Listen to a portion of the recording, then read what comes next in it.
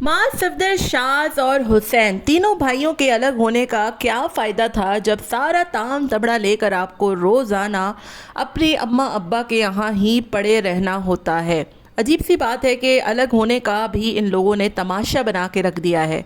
दूसरी तरफ शाह साहब गोया लाड साहब हैं और उनका 12 बजे उठना बड़ा ही मुश्किल तरीन काम है दुनिया का।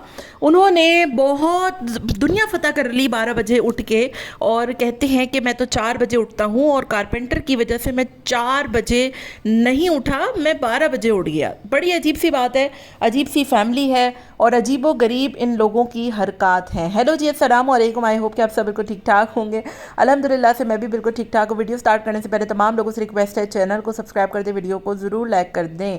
पहले के ज़माने में जब बच्चे पैदा होते थे तो लोग सोचते थे कि मैं किसी को पायलट बनाऊंगा, किसी को इंजीनियर बनाऊंगा, किसी को मैं फ़ौज में डालूंगा, किसी को मैंने कंप्यूटर साइंटिस्ट बनाना है, किसी को मैंने टीचर बनाना है।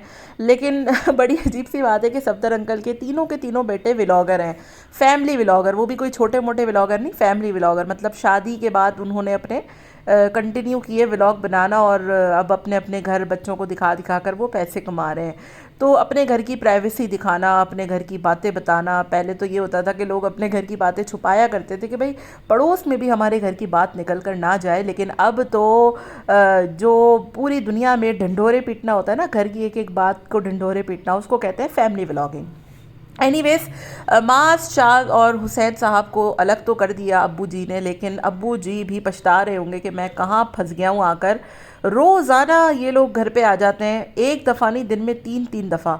सुबह का नाश्ता भी वहीं हो रहा है, दिन का खाना भी वहीं हो रहा है, रात का खाना भी वहीं हो रहा है। तो अलग हुए ही क्यों थे, मेरी तो समझ में नहीं आता। आज तो मतलब हद ही हो गई कि आप, चले ठीक है आप जाएं रोज़ अपने वालिदैन से मिलें भी, लेकिन ये क्या कि आप खाना भी उठाकर वही ले जा रहे हो। और एक नहीं, दोनों के दोनों भाई, क्योंकि इनको पता है कि हमारे व्लॉग जो है वो उस वक्त तक कंप्लीट ही नहीं होने जब तक हमने पूरे घर वालों के थोबड़े नहीं दिखा देने। तो यही वजह है कि ये रोज़ाना की बुनियाद पर अपना सारा ताम तमड़ा उठाकर हांडी पकाई वहाँ चले गए। और मुझे तो हैरत होती है, इन लोगों के अम्मा अब्बा के घर पे बिल्कुल मुसाफिर खाना बन के रह गया है। तीनों आते हैं, खाना खाते हैं, निकल जाते हैं। सुबह आते हैं, नाश्ता करते हैं, निकल जाते हैं। शाम को आते हैं, चाय पीते हैं, निकल जाते हैं। और लोग भी अब कमेंट कर रहे हैं कि भाई ये किस तरह का अलग होना हुआ है, क्या कर रहे हैं आप लोग, रोज़ाना वही चीज़ दिखा रहे हैं, रोज़ाना वही चीज़। उठते हैं सुबह, वहाँ चाय पीते हैं, घर आते हैं, फिर शाम को निकलते हैं, फिर कहीं जाते हैं, फिर घर आते हैं, फिर रात का खाना लेकर जाते हैं, घर आते हैं। ये इनका कंटेंट रह गया है। और मैंने तो शुरू दिन से बोला था कि इनके व्लॉग एक दूसरे के बगैर कंप्लीट होंगे ही नहीं, क्योंकि लोग एक दिन देखेंगे, 2 दिन देखेंगे, तीसरे दिन लोग खुद ही बोर हो जाने हैं लोगों ने कि भाई क्या दिखा रहे हैं आप लोग, एक दूसरे की शक्लें ही दिखा रहे हैं। तो असल में वजह यही थी। तो फिर इसका बेहतर हल यही था कि आपने कोई एक अच्छा घर बड़ा ले लेना था, जहाँ पे तीनों भाई इकट्ठे रहते, अच्छे से रहते, एक दूसरे के घर भी आना जाना लगा रहता, और ये झंझट ही ख़त्म हो जाती कि सारा दिन आपने खाना लेकर थैली में भर के इधर लेकर जाना है, उधर लेकर जाना है। तो ये तो वही बात हो गई कि सिर्फ पागल बनाने के लिए लोगों को अलग हुए हैं, और अलग नहीं भी हुए हैं, अजीब तमाशे लगा के रखा हुआ है। एनीवेज, अब्बा ने सोचा था कि तीनों बच्चे जो है वो ज़िम्मेदार होंगे, अपने अपने घरों में रहेंगे, लेकिन यहाँ तो उल्टा ही जो है वो उन्होंने अपने ही पाँव पर कुल्हाड़ी मार ली, जो कि उनके चेहरे से भी दिख रहा होता है कि वहाँ शाह साहब जो है वो, उनको सोचा था वो ज़िम्मेदार बनेंगे, वो तो और ही निखट्टू बन गए अकेले होकर। यहाँ पर मास का सोचा था मैंने कि चलो सही है, वो अपना अपना खर्चा उठाएंगे, अपना अपना करेंगे। यहाँ मास का भी अलग ही बट्टा बैठ गया है। वो उसने किराए के घर में इतना खर्चा कर दिया, और उसकी बीवी की रोज़ की शॉपिंग भी ख़त्म नहीं होती हैं। रोज़ाना वो बंदी शॉपिंग कर रही होती है, रोज़ाना की बुनियाद पर। एनीवेज, ज़रा शाह साहब की बात करते हैं। शाज का तो मैंने नया नाम रखा है लाड साहब, क्योंकि ये ऐसे लाड साहब हैं, ऐसे लाड साहब हैं, मैं कहती हूँ कि जो होते हैं ना कि जिन्होंने बहुत अपनी ज़िंदगी में पैसा रुपया देखा होता है, और वो बड़े जो है वो अय्याशियों में उन्होंने ज़िंदगी गुजारी होती है। 4 बजे सो के उठ रहे हैं, 4 बजे एक बंदा जब सो के उठ रहा है, मीन्स कि उसने अपना आधा दिन सोते हुए गुजार दिया। और ये बड़े धड़ल्ले से अपनी वीडियो में बता रहा है कि मैं तो 4 बजे उठता हूँ और तुम्हारी वजह से मैं 12 बजे उठाऊँ।